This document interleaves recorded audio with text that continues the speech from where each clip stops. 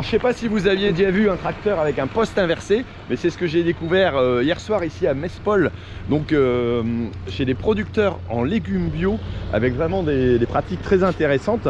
Voilà, donc on démarre une nouvelle journée et on va aller voir aussi des éleveurs de porcs.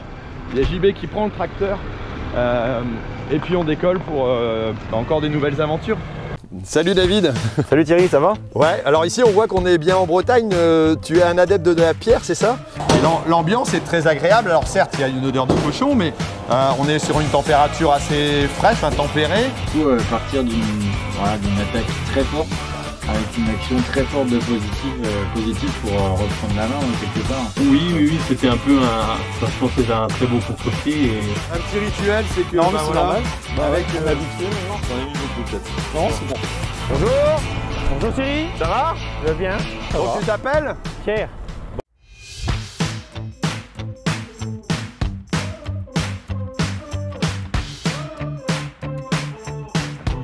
Salut David. Salut Thierry, ça va? Ouais, alors ici on voit qu'on est bien en Bretagne, tu es un adepte de la pierre, c'est ça? Voilà, ma première passion ce sont les cochons et la deuxième c'est la pierre. Et tu m'as partagé cette passion des cochons parce que tu m'avais fait faire un tour voilà, ici dans l'exploitation. On va en voir une petite partie dans notre journal du tour, mais je pense que je vais ressortir une vidéo plus longue un petit peu plus tard qui sera certainement intéressante aussi pour nos auditeurs parce qu'il y a plein de choses à voir que l'innovation chez vous c'est vraiment dingue et qu'il y a eu énormément de progrès par rapport à l'élevage, par rapport à l'environnement, par rapport à la maîtrise de l'énergie. Je trouve que c'est vraiment intéressant, donc je pense qu'on va pouvoir regarder ça. Dis-moi David, là qu'est-ce qu'elles font ici en ce moment ces truies là? Ce sont des truies, c'est ça? Voilà, alors là les truies elles sont en gestation.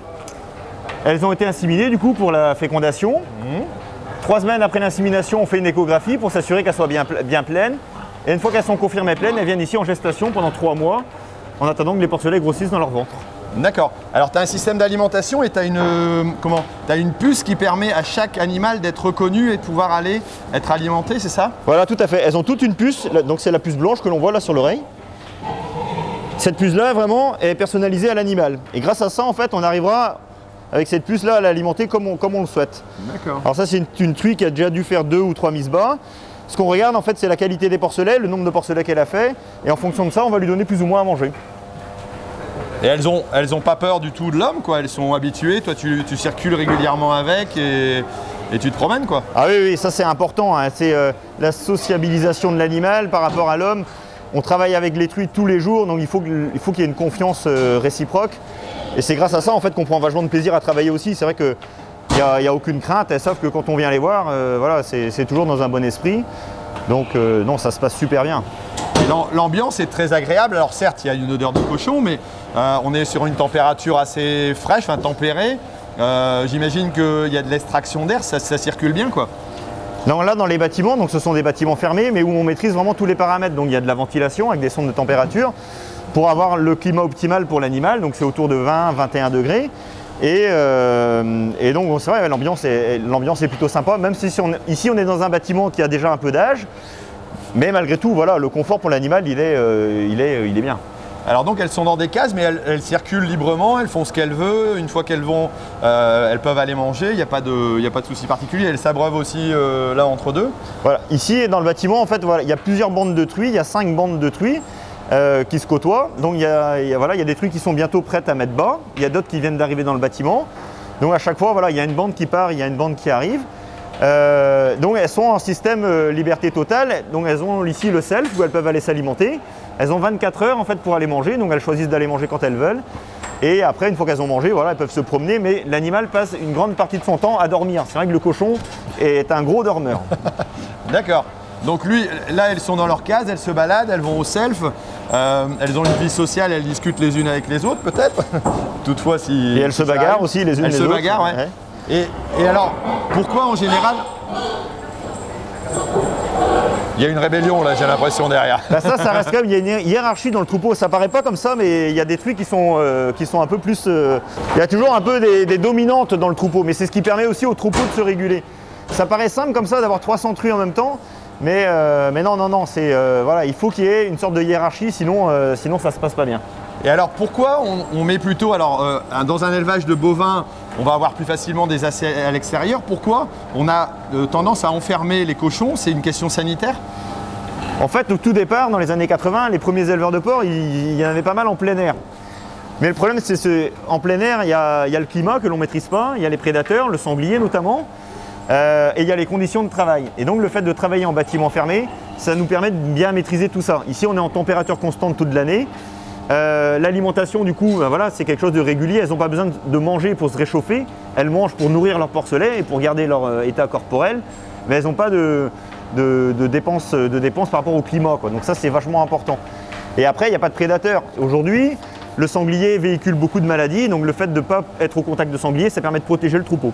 On comprend peut-être mieux maintenant avec la Covid que l'aspect sanitaire dans un élevage de porc doit être très sensible et c'est pour ça qu'on a tendance à ne pas les faire sortir non plus ou limiter forcément leur déplacement, quoi. Et c'est vrai que pour nous, la Covid, bon, voilà, ça nous permet de mieux expliquer notre métier, c'est certain, et de faire comprendre au grand public que l'élevage fermé permet de protéger les animaux et d'avoir des animaux sains et en bonne santé. Et c'est pour ça qu'on a une combinaison bien équipée pour pouvoir, j'allais dire, limiter les risques d'infestation aussi d'un élevage à un autre. Tout à fait, et voilà, il faut toujours être... on protège les cochons de visiteurs extérieurs justement avec une tenue vraiment très propre et unique. Ok, on peut aller voir la partie engraissement? On va aller voir la maternité, donc là où elles font leurs petits cochons, et puis après on va suivre la vie du cochon jusque la fin. Ça marche.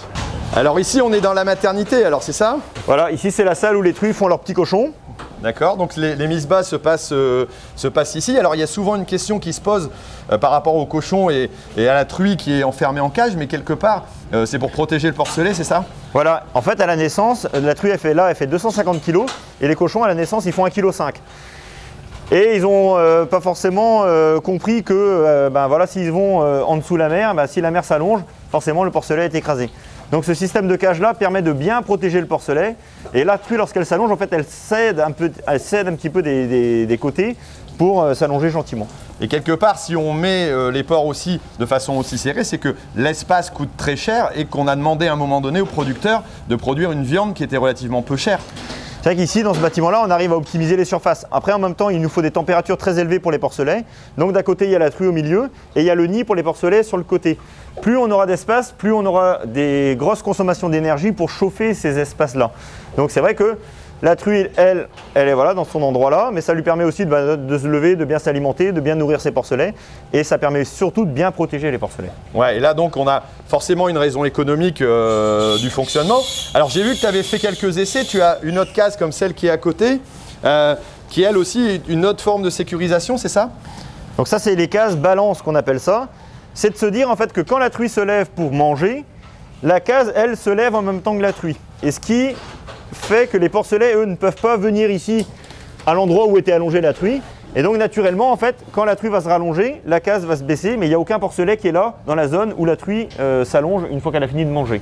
Ok. Donc ça permet de encore mieux protéger le porcelet. Maintenant, ce qu'il y a, c'est que la truie reste toujours quand même malgré tout dans sa case, on va dire, enfermée. Et donc c'est pour ça qu'il existe aussi un autre système de case qui s'appelle la case liberté. Et où là, du coup, après mise bas, on décide d'ouvrir la case en grand pour que la truie puisse circuler dans sa case. Tu as un modèle comme ça là-bas, je crois? Voilà, j'en ai un au fond là. Alors c'est quoi? C'est pour faire un essai, pour voir si on peut appliquer des modes, j'allais dire, de production qui seront plus en correspondance à l'attente sociétale alors?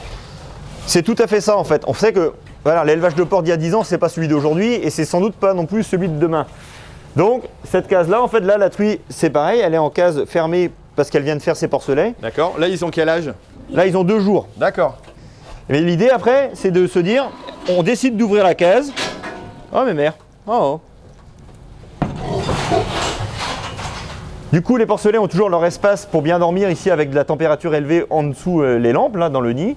Et la truie, elle, du coup, peut circuler librement dans cet espace-là qui est plus grand.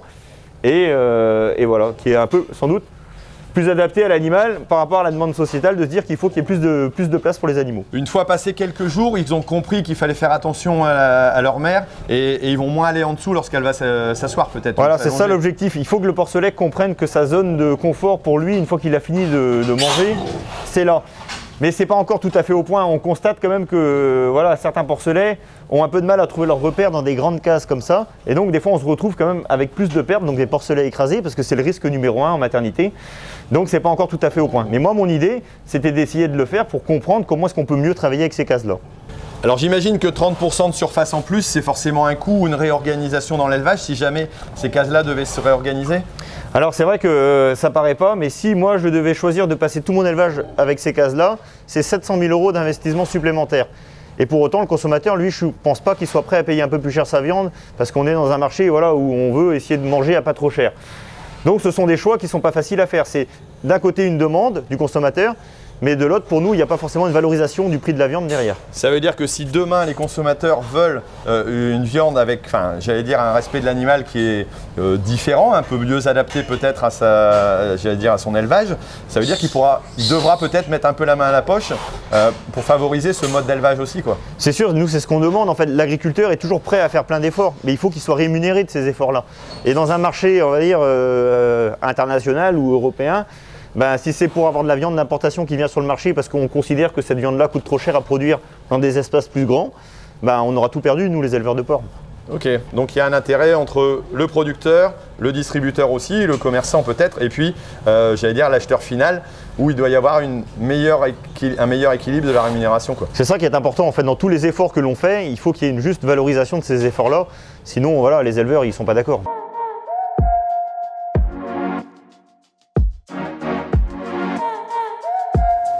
On dirait qu'ils s'habituent rapidement à nous voir. Alors, au départ, ils ont toujours cette appréhension là, et ça dure 1 minute ou 2, et après voilà, une fois qu'ils ont compris qu'on était là pour venir les voir, ben, rapidement ils vont devenir même très pénibles, hein. Ils vont venir voilà, bouffer notre bleu, nos bottes. Alors bon, voilà. ici on est dans le post-sevrage, c'est ça? Voilà, c'est la phase après la maternité. Une fois qu'on a séparé le cochon de sa mère, il arrive ici en post-sevrage. D'accord. Alors je suis assez étonné, mais c'est super propre. Ils viennent pas juste d'arriver, ça fait déjà un moment qu'ils sont là. Bah, ils sont là depuis 2 semaines. D'accord. Mais au tout départ, du coup, voilà, ils vont organiser leur case. Et le cochon, c'est un animal très propre, hein. Donc là, ici dans cette case-là, ils ont décidé de faire leur déjection dans ce coin-là. D'accord. C'est pas forcément la même chose dans les autres cases, mais pour le cas ici, c'est ici. Ils ont leur zone pour manger ici, le nourrisseur avec de la farine, l'abreuvement qui est là-bas avec des abreuvoirs. Et après, ils ont la zone pour dormir, donc soit qu'ils choisissent le calibotis plastique, ou soit qu'il y a de la fonte en fond de case. Et ils ont même des petits jouets pour pouvoir s'amuser alors. Voilà, donc ça c'est aussi des évolutions que l'on a aujourd'hui. À l'origine, ils avaient une chaîne, voilà, qui leur permet de mâchouiller, hein, avec laquelle ils jouent pas mal. Donc là maintenant, la réglementation évolue, donc on doit leur donner des matériaux dégradables. Donc là, pour le coup, on a mis du bois. Et on observe justement de voir comment est-ce qu'ils se comportent avec ce nouveau jouet. Alors ici, je vois que tu as des capteurs aussi qui sont dans la pièce. À quoi ça sert?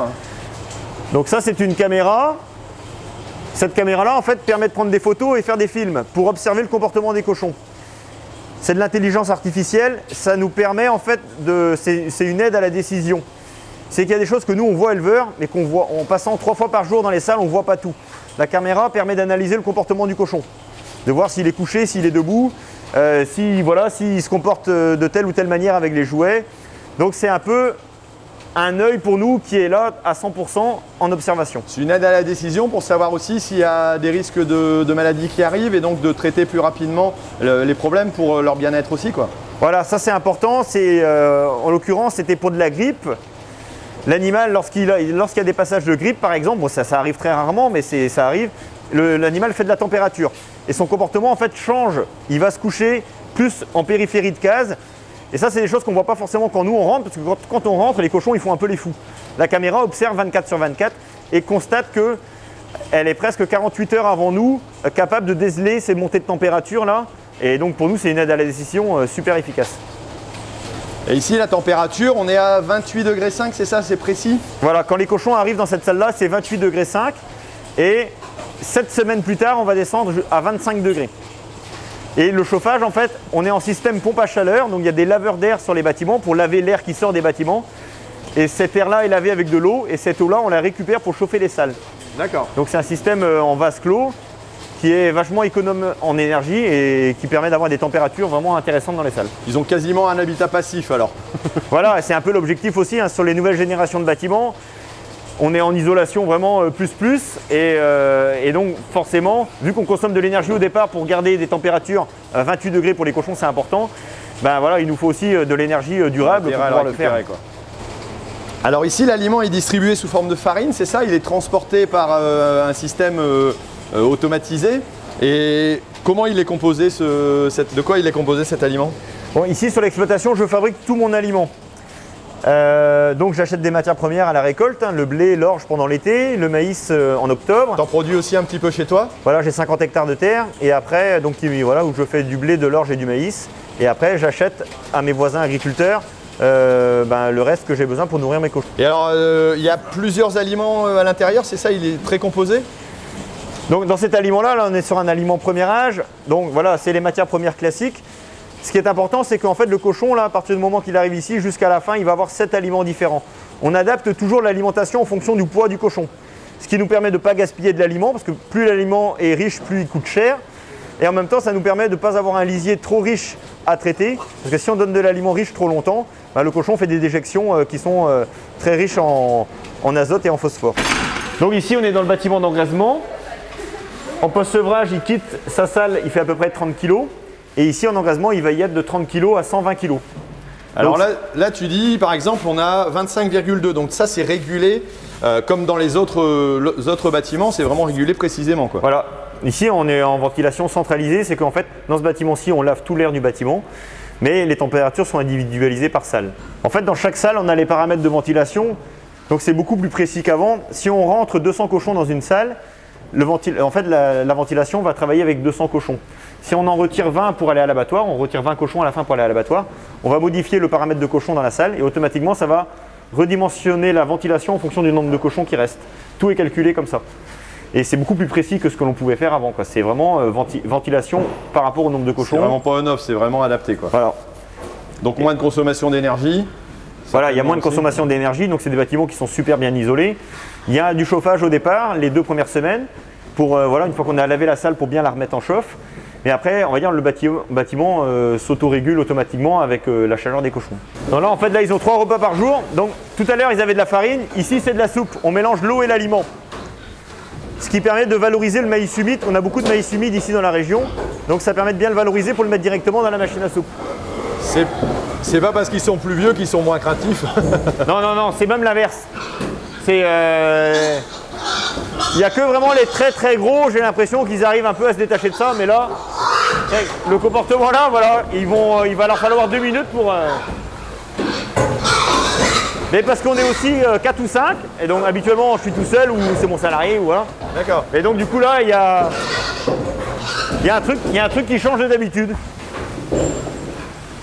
Et là ici, ils vont rester combien de temps alors? Là, ils vont rester 3 mois. Donc ils arrivent là, ils ont 70 jours d'âge. Et ils quittent le bâtiment lorsqu'ils ont 180 jours. D'accord. Et là pour eux c'est fini après? Ouais, et après lorsqu'ils quittent le bâtiment ici, c'est pour aller à l'abattoir. D'accord. Donc ils font à peu près 120 kg. Et là c'est pareil, ils ont aussi leur coin de déjection adapté, quoi. Le reste est tout à fait propre, quoi.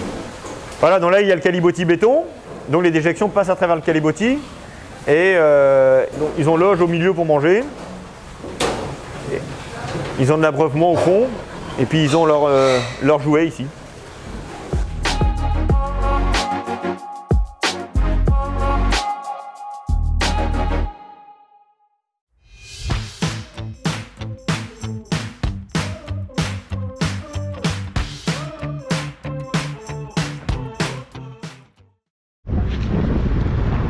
Alors ce qu'il nous avait pas dit David, c'est qu'il est aussi administrateur chez Evel Up, donc qui est une structure donc, qui permet voilà, d'aider les agriculteurs à évoluer dans leurs pratiques. Voilà, c'est un groupement de producteurs, une coopérative. Qui est vraiment directement lié à la production, pas à l'achat ni à la fourniture, mais à la production. Et on vient de sortir d'une table ronde où on a parlé pas mal de technologie aussi. Et c'est vrai que tout ce que j'ai vu chez David au niveau suivi animal, bien-être, franchement pour moi ça a été un coup de cœur. Et de voir cet amour de l'élevage, franchement en plus on a un petit soleil là maintenant qui nous arrive. Pour moi c'est vraiment une étape de la Bretagne qui est vraiment marquante. On parle souvent d'élevage de porc de façon assez négative. Mais c'est vrai que comme vous avez pu le voir dans la vidéo, comme vous le verrez peut-être dans la grande vidéo, c'est vraiment un sujet qui est hyper intéressant et pas du tout, j'allais dire, redondant. C'est vraiment hyper moderne et super génial. Voilà, bon, je tenais à dire ça. Allez, nous on continue. On va aller voir peut-être un petit tracteur qui est floqué aussi, mais là, pour le coup, c'est pas le nôtre. Allez.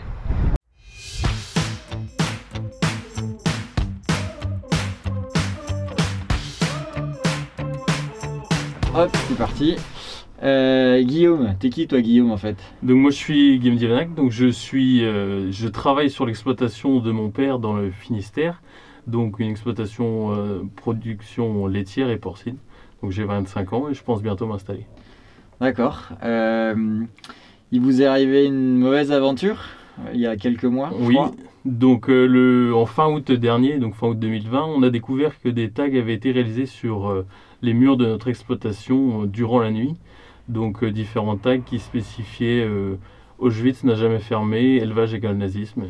Des tags assez durs. Pas glop, ouais. Non. Ça vous était déjà arrivé? Il y avait déjà des voisins qui étaient venus vous voir ou pour voilà, manifester un mécontentement? Jamais, c'était vraiment une surprise à la découverte. Donc mais quand vous voyez ça, vous êtes comment, l'état d'esprit après? C'est assez dur, donc c'est moi qui ai découvert les tags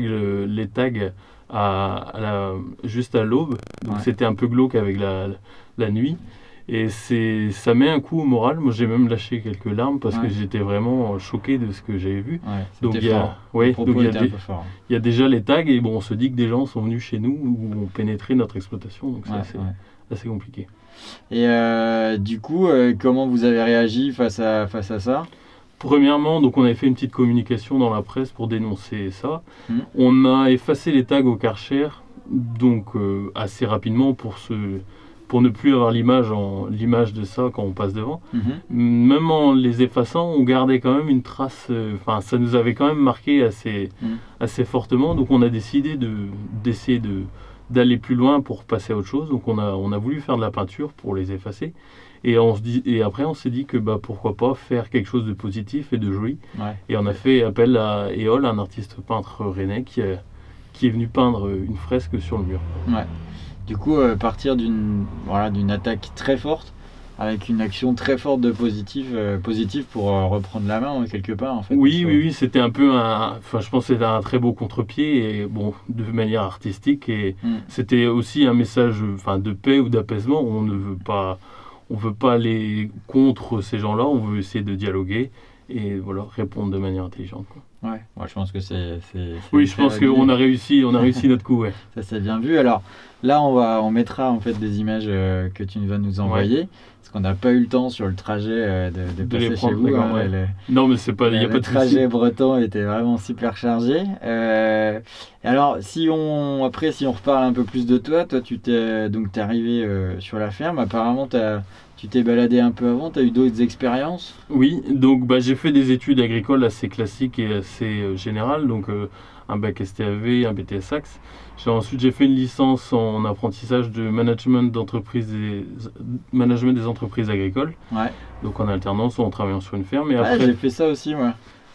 J'ai fait celle de... peut-être pas, mais ouais, non, mais c'est assez intéressant comme formation. Et après, avec des collègues, on est parti aux États-Unis pendant 1 an. Donc on est parti faire une saison sur une ferme céréalière. Enfin, on n'était pas tous sur la même, mais chacun avait sa ferme dans le même coin à peu près, dans le Dakota du Nord. On a fait un road trip de 2 mois après, une fois que la saison était terminée, et on est allé un semestre à l'université à Minneapolis, université agricole. D'accord.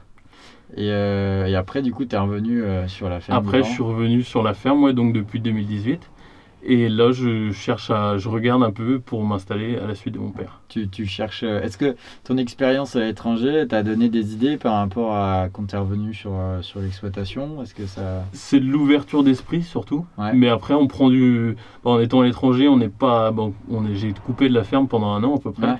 Donc on prend du recul sur nos idées et sur les projets qu'on pouvait penser judicieux et qui au final nous semblent peut-être... pas forcément les plus appropriés, quoi. D'accord.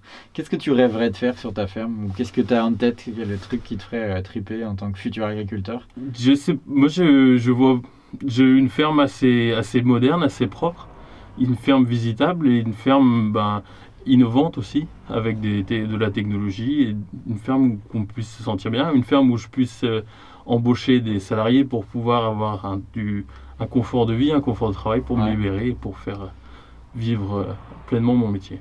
On pourrait en faire une ferme musée, pendant que tu es parti dans les fresques, tu peux peut-être repeindre pourquoi pas. Mais c'est vrai que j'étais presque le peintre, s'il avait eu un peu plus de temps, on lui aurait dit de peindre des murs par-ci par-là, parce que c'est vrai que c'est impressionnant son travail et que ça rend vraiment bien dans une ferme, quoi. Même pour l'outil de travail, ça fait même pour soi-même, je pense que c'est quand même plus sympa. Ah, clairement, oui. Ça donne un peu un côté fun, quoi. Oui, c'est vrai, et que même quand on passe devant, on prend plaisir à rester et regarder pendant quelques secondes. On s'arrête devant parce que on trouve ça, enfin c'est vraiment, ça rend vraiment bien et les couleurs sont vives et c'est vraiment plaisant. Ouais. Ok, super. Bon bah merci. Merci à vous. Ok, allez.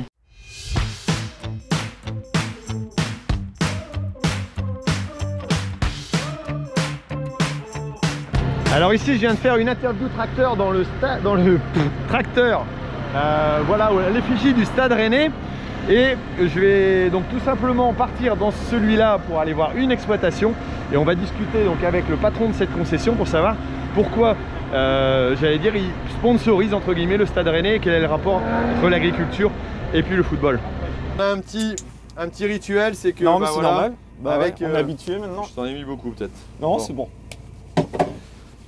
Bon, Mickaël, c'est toi le patron de la concession donc SDMA. On est dans quelle commune ici? Donc Benallec, Sud-Finistère. C'est ça. Ouais. Alors là, on va se rendre pour aller voir un autre agriculteur qui a quelques particularités sympathiques qu'on va pouvoir voir. Ouais. Et on suit le tracteur du Stade Rennais. Alors que toi, tu as mis à l'effigie du Stade Rennais. C'est ça. Pourquoi cette idée de le mettre comme ça? Bah écoute, ça part déjà à la base d'une passion. Hein. Depuis que j'ai l'âge de 8 ans, je vais au stade avec mon grand-père. D'accord. Au Stade Rennais. Et il y a 3 ans, j'ai décidé en fait d'allier passion et professionnel. Et donc je suis devenu partenaire et sponsor en fait du Stade Rennais. D'accord. Et pour monter crescendo dans notre partenariat avec le club, j'ai décidé en fait de mettre un tracteur à l'effigie du Stade Rennais. Voilà, et qui nous sert en termes de communication à moi, mais en même temps au Stade Rennais. C'est-à-dire que quand il y a des manifestations un peu spéciales avant match, le tracteur est présent là-bas. Ouais, alors on m'a expliqué tout à l'heure pendant l'interview tracteur qu'il y avait des actions qui étaient faites aussi pour mettre en avant l'agriculture. Ah, complètement, bien sûr. C'est dingue qu'une équipe de foot s'intéresse au milieu agricole. Ben, en fait, ce qui s'est passé, c'est que quand j'ai vendu un petit peu le projet du tracteur aussi au club, j'ai bien dit que de toute manière, le foot, c'est une histoire de passionnés, mais l'agriculture, c'est une histoire de passionnés aussi. Exactement. Et on a énormément de clients qui sont passionnés par leur métier, mais qui sont passionnés comme moi par le football. Donc on a essayé de conjuguer tout ça. Et le Stade Rennais, alors il y a d'autres clubs bretons bien sûr, mais le Stade Rennais, c'est un club qui est vraiment ancré en Bretagne. Ses propriétaires sont bretons. D'accord. Ouais. Voilà, la culture est vraiment bretonne et on sent vraiment que le club a envie de s'ancrer dans la culture et dans le patrimoine breton, et notamment l'agriculture. Voilà. Donc il y a un lien direct qui se fait. Et toi, qu'est-ce qu'on pense les agriculteurs pour eux, c'est motivant, c'est intéressant? Bah ouais, en tout cas, j'ai eu pas mal de bons retours parce qu'au-delà du tracteur, en fait, j'ai des salons aussi au Stade Rennais et je prends plusieurs places aussi pour mes clients. D'accord. Et à côté de ça, j'ai des panneaux LED, tu sais, les panneaux qui sont autour du stade là. Et c'est vrai que mes clients se sentent assez valorisés de voir en fait le nom de la concession avec qui ils travaillent affiché au niveau du football. Enfin voilà, c'est marrant. En tout cas, j'ai des bons retours. Et est-ce qu'ils ne sont pas aussi contents de voir que quelque part tu mets en avant la profession d'agriculteur sur un lieu qui est plutôt atypique, qui n'est pas commun à l'agriculture? Est-ce que ça, c'est une valorisation aussi qui est importante pour toi? Complètement, parce que on va pas dire que le football fait un petit peu fantasmer les gens, mais un peu quand même. Bon, parce qu'on est quand même on peut le dire. Voilà. Donc c'est vrai que souvent ce que j'ai eu comme écho en fait de clients, c'est qu'ils se sentaient, certains se sentaient même touchés en fait, en étant au stade et de voir en fait soit du panneau LED SDMA Valtra passer, parce qu'ils se disent effectivement on fait partie du jeu aussi, quoi. Ouais. Voilà, c'est ça. Ouais. On fait partie du monde de la citoyenneté, comme tout le monde. On n'est pas à part. Et c'est une forme de reconnaissance aussi, je pense dont on a besoin un petit peu en ce moment, parce que c'est vrai qu'on est chahuté au niveau de la profession. Parfois, on en fait peut-être un peu trop à dire qu'on est toujours vu comme des vilains petits canards, mais j'imagine que dans ces cas-là, ça va être sympathique. Et est-ce que ça crée peut-être aussi des occasions de parler d'agriculture en dehors? Mais complètement. Et puis je vais même te dire que par rapport même aux autres sponsors, quand je discute avec d'autres sponsors qui sont de secteurs d'activité bien différents, Ouais. Ce qui revient à chaque fois, c'est mais finalement, nous, l'agriculture d'aujourd'hui, on ne la connaît pas. Et quand on voit un tracteur comme ça, avec toute la technologie embarquée, à quoi ça sert? Quand on leur explique qu'effectivement, on est là aussi et que nos clients font des investissements pour avoir cette agriculture raisonnée et très propre, puisqu'on a quand même l'agriculture la plus propre d'Europe. Et ça, malheureusement, on ne communique pas assez là-dessus. Ouais. Ah, c'est comme des investissements considérables. Je pense que c'est là-dessus qu'on a des efforts à faire et qu'on doit promouvoir même en tant que concessionnaire. Ouais. Tout le monde doit s'y mettre. Mais exactement. Et il y a autre chose aussi. On parlait tout à l'heure du partenariat entre la concession et le club. Mais ce que je fais avec le club, c'est exactement ce que j'essaye et ce que je veux faire aussi avec mes clients. On est partenaires. Parce que finalement, on est là, on est sur le long terme. Oui. Dans les bons, les mauvais moments aussi. Parce que bon, bah, on vend de la mécanique. La mécanique, voilà. Bah, c'est de la mécanique. C'est de la mécanique. Donc on est là pour les accompagner. Voilà, c'est du donnant-donnant. Mais de toute manière, nous, on travaille qu'avec vous. Hein. Ouais. C'est-à-dire que si vous n'êtes plus là, on n'est plus là. Et il y a beaucoup de secteurs d'activité qui doivent comprendre ça. C'est-à-dire que sans agriculture, bah, il n'y a plus grand-chose. il y a énormément de ramifications. Bah, tout à fait. Ouais. Et tu as des anecdotes avec entre le football et les agriculteurs vous avez été vous rendre, je sais pas, il y a eu des époques où vous avez fait des déplacements assez grands, non, avec le tracteur par exemple? Alors des déplacements assez grands, on aurait dû en faire un au niveau peut-être d'un match d'Europa League en Coupe d'Europe, ça aurait pu être intéressant. On ne l'a pas fait parce qu'en termes de timing à ce moment-là c'était compliqué et bon, ce qui est arrivé là depuis quelques temps avec le Covid, ça a quand même fracturé beaucoup de choses. Donc voilà. Ok. Alors là, on se rapproche, on va bientôt arriver. Alors je sais pas ce qu'on va aller voir exactement. Tu peux me dire bah, écoute, qui on va rencontrer, ce qu'on va voir? On va rencontrer donc Pierre, qui est un très bon client de la concession, très bon partenaire, hein, parce qu'on va retenir ce terme-là. Et voilà, ta chaîne, c'est l'agriculteur d'aujourd'hui. Oui. Bah, je pense que là, on va rencontrer un agriculteur d'aujourd'hui. Hein. D'accord. Voilà. Donc, je pense que tu vas bien échanger avec lui et ça va être très très intéressant. Ok. Voilà. Et ben merci de m'avoir accompagné ici et puis on va continuer à regarder un petit peu. Voilà, il est en plein boulot. Voilà, on va l'interrompre un petit peu, mais bon, pas de souci. Ok. Il va prendre peut-être un peu de temps. Et merci toi d'avoir pris un peu de temps aussi, puis de nous recevoir. Ouais, aucun problème et puis c'est avec plaisir.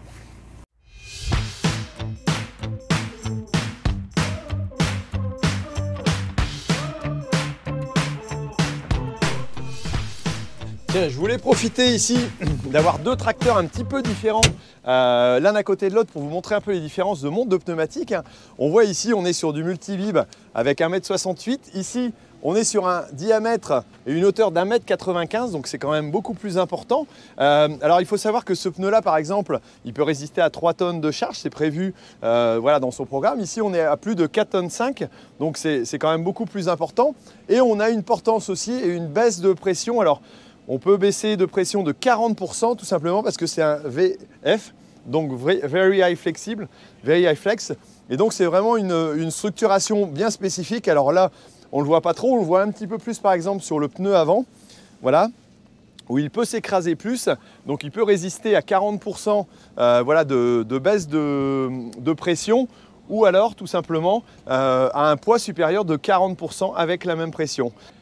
Alors il y a une similitude quand même entre les deux, c'est tout simplement la vitesse possible au niveau roulement, donc on est à 65 km/h pour l'un comme pour l'autre.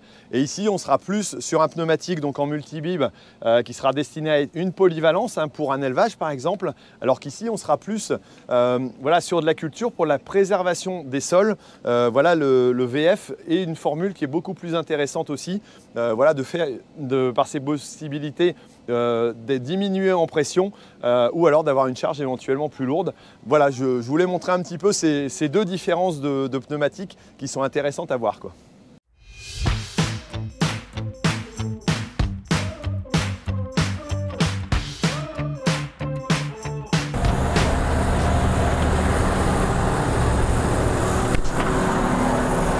Faut t'arrêter 2 secondes.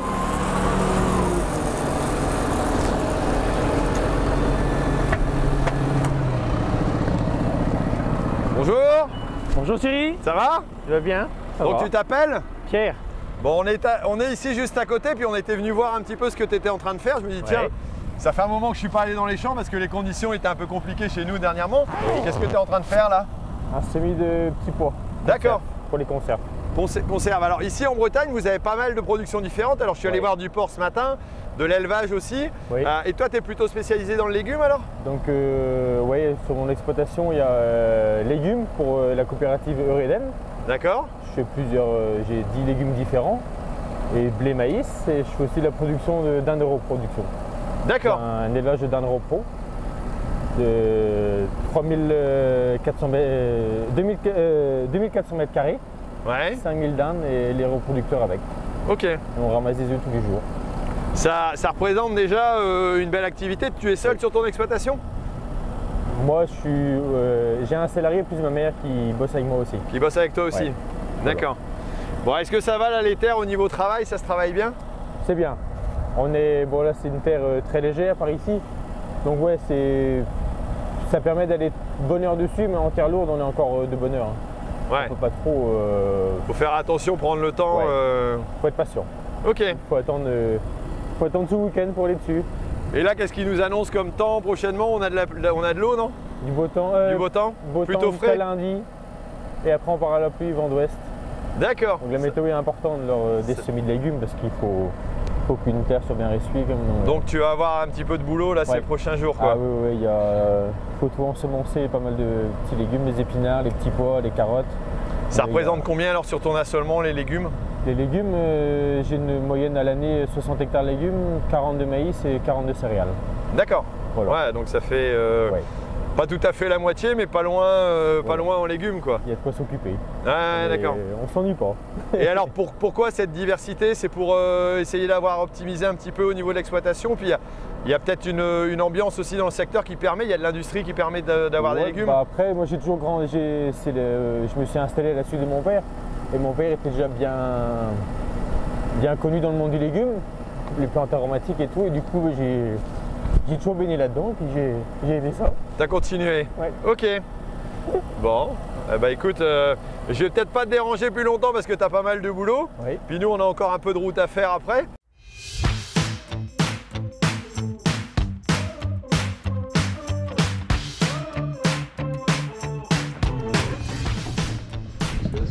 Alors Thierry, ça va?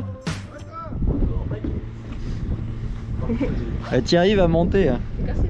On va voir s'il va être essoufflé quand même. Moi j'ai commencé. Je pense que d'ailleurs, je crois qu'il est acheté hein, ce tracteur. Hein. Ouais. Il me semble. Hein. Il est toujours bloqué. À mon avis, il faut peut-être nous demander, mais si vous êtes intéressé, il est à vendre. Allez, salut hein. Ah non, attends, pas salut. On va voir comment il arrive à monter notre Thierry.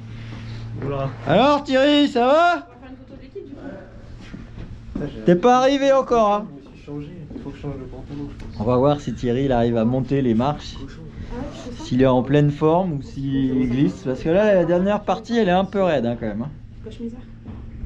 Enfin, ça fait déjà 5 minutes qu'il monte. Hein. Allez, tu fais ton sport Thierry, allez. Allez, on y va, on lâche rien.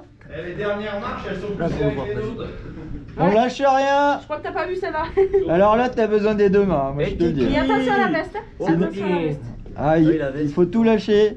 Concentre-toi. Est-ce que Thierry va passer? Est-ce qu'il va glisser, retomber jusqu'en bas? On ne sait pas.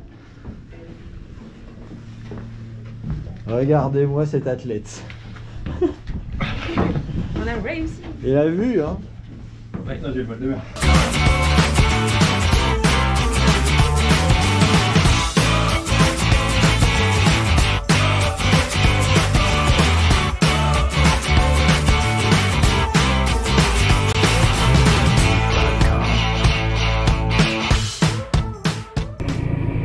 Alors là, je suis en train de me marrer, mais alors de me marrer. Je viens faire une petite blague à l'équipe en leur disant que j'avais foutu le tracteur dans le fossé parce qu'il y avait des goujons à l'avant qui s'étaient desserrés. Tout le monde a suivi en long, en large et en travers. Donc j'avais Jean-Baptiste, j'avais Mélanie, il y avait Charlotte de chez Valtra aussi qui était là derrière. Hop, ils rappellent, machin, ils avaient peur, ils se sont demandé ce qui s'était passé. Hop, et moi j'ai oublié de prendre la route. C'est pas grave, ça va aller. Hop, et voilà, ça tourne. Et donc, je leur ai dit ça, Mélanie elle rappelle, hop, j'essaye de trouver le lieu, puis pour finir, je leur dis, ah bah écoutez, justement, il y a un tracteur qui passe, j'arrive, et puis je vais vous passer son occupant, au moins il vous dira où je suis exactement. Et c'est là que j'ai dit, bah écoutez, c'était une bonne blague tout simplement, quoi. Donc voilà, bon bah je me suis marré tout seul, pour vous c'était peut-être pas marrant, mais en tout cas, je les ai bien roulés, je pense qu'ils ont eu une petite montée de tension. Mais voilà, moi il me reste 32 km avant d'avoir fini cette partie de périple, et puis quasiment toute la route de ce long trajet. Mais demain on a encore un petit séjour à Vannes qui va être, je pense, très sympa, et enfin la possibilité de rencontrer un peu plus de monde, étant donné qu'on sera en plein air, et voilà, du coup les conditions de Covid nous embêteront un peu moins. Bon allez, moi je continue ma route, puis je vous laisse, allez, ciao.